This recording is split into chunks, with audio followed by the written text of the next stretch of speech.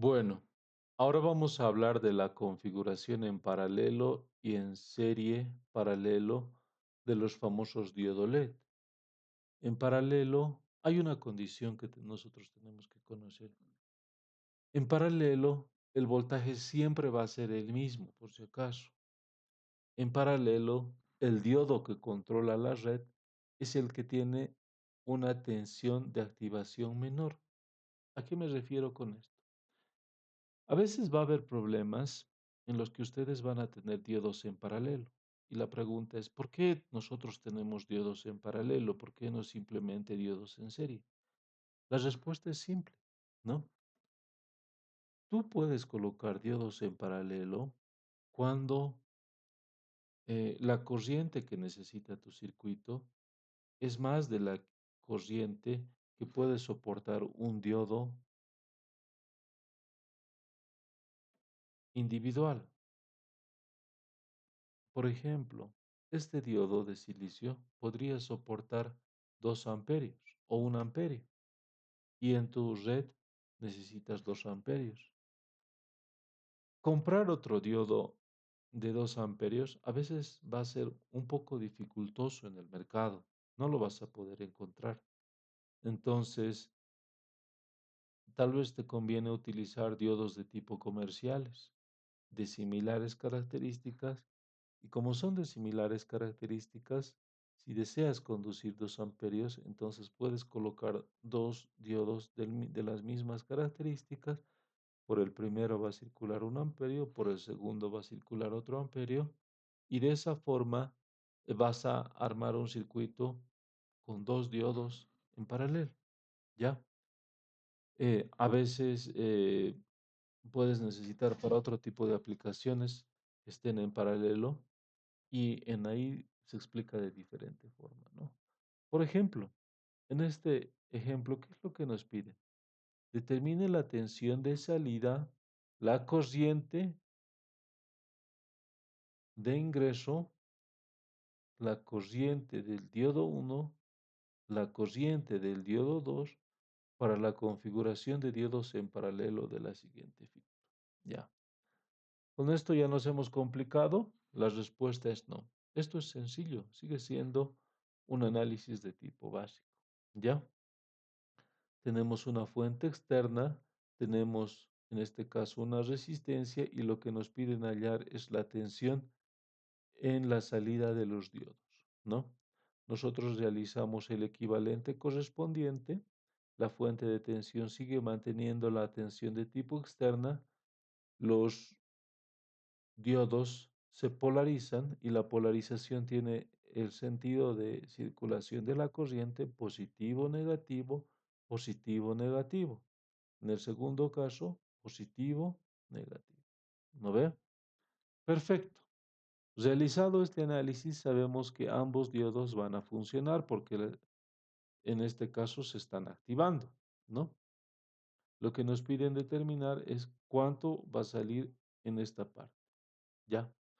Como estamos utilizando, en este caso, un diodo LED que se va a activar, suponemos que se va a activar. Si yo realizo la medición entre estos dos terminales con un multímetro, si lo realizo de este punto a este punto, sé que la tensión en estos dos puntos cuando está activado va a ser 0,7 voltios. En este punto va a ser 0,7 voltios. Por lo tanto, podemos decir que el valor de tensión de activación de salida es 0,7 voltios. Listo. Ahora nos piden determinar la corriente de entrada, la corriente en el diodo 1 y la corriente en el diodo 2. ¿Ya? Para eso, yo procedo a realizar divisor de voltaje en este circuito, porque yo sé que aquí va a llegar 0,7 voltios. ¿No ve?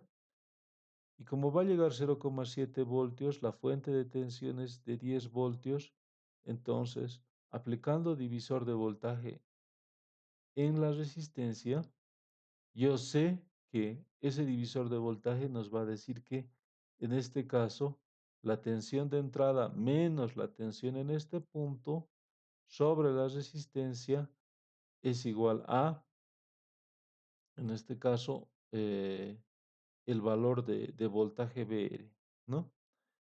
10 menos 0,7 nos da directamente el voltaje que va a recibir la resistencia, la caída de tensión, el famoso VR.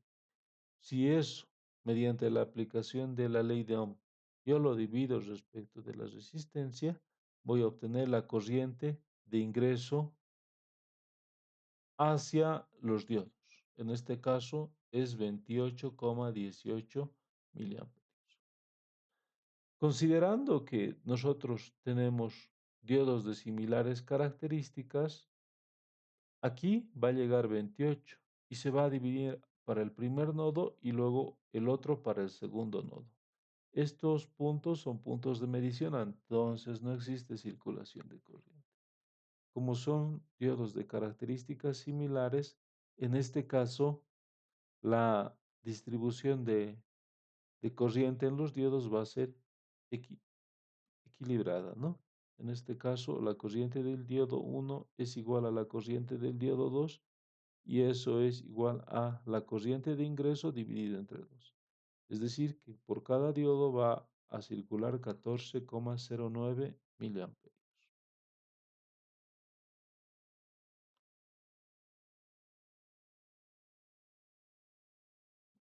Hagamos otro ejemplo, ¿no?